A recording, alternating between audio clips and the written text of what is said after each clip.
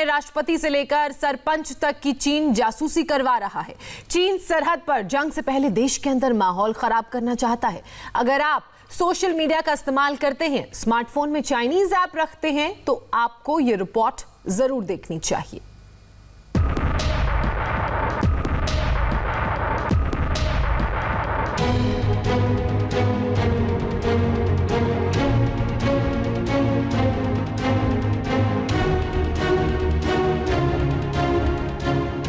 LAC पर युद्ध कभी भी शुरू हो सकता है, लेकिन चीन ने एक जंग पहले ही शुरू कर दी है, जो एलएसी पर नहीं बल्कि देश के अंदर राष्ट्रपति भवन से लेकर गांव के सरपंच तक लड़ी जा रही है। इस लड़ाई को हाइब्रिड वॉर कहते हैं। चीन भारत में 1350 लोगों की जासूसी कर रहा है, जिसमें प्रधानमंत्री नरेंद्र मोदी, पूर्व प्रधानमंत्री मनमोहन सिंह, कांग्रेस अध्यक्ष सोनिया गांधी, सीडीएस बिपिन रावत भी शामिल हैं।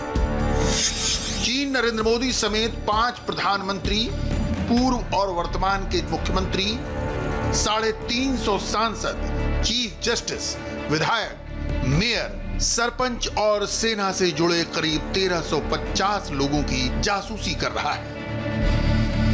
यह खुलासा अंग्रेजी अखबार इंडियन एक्सप्रेस ने किया है, जिसके मुताबिक ये जासूसी कम्युनिस्ट सरकार के इशारों पर की जा रही है। चीन की कम्युनिस्ट सरकार का मतलब सीधी तौर पर राष्ट्रपति शी जिनपिंग ने भारत में जासूसी के आदेश दिए। ऐसा नहीं है कि सिर्फ नामी हस्तियों की जासूसी की जा रही है, बल्कि राजनेताओं के रिश्तेदारों की भी जासूसी हो रही है। चीन ये जासूसी Xinhua data information technology company limited से करवा रहा है। इस कंपनी से डेटा कम्युनिस्ट सरकार और चाइनीज आर्मी को जाता है। चीन ने जासूसी के लिए अप्रैल 2018 में इस कंपनी को शुरू किया। इस कंपनी में 50 लोग काम करते हैं। सभी लोग चीन से ऑपरेट करते हैं। इसके 20 ओवरसीज डेटा प्रोसेसिंग सेंटर हैं, जो 5 अरब न्यूज और सोशल मीडिया इनपुट को मॉनिटर करते हैं। अब समझिए ये जासूसी कैसे की जाती है। कई बार आप किसी ऐप से घूमने की जगह सर्च करते हैं, फ्लाइट के दाम देखते हैं या फिर कुछ खरीदने के लिए किसी ऐप में देखते हैं। उसके बाद वही चीज आपके फेसबुक, सोशल मीडिया के अलग अलग प्लेटफॉर्म में हाईलाइट होने लगती है। बिल्कुल इसी तरह आपके मोबाइल में जो चाइनीज ऐप है, वो आपकी बातें सुनते हैं, आपके मैसेज को पढ़ते हैं। आपने इंटरनेट में क्या सर्च किया, उसकी डिटेल जानकारी भी इन ऐप को होती है। यह जासूसी हाइब्रिड वॉर का हिस्सा है।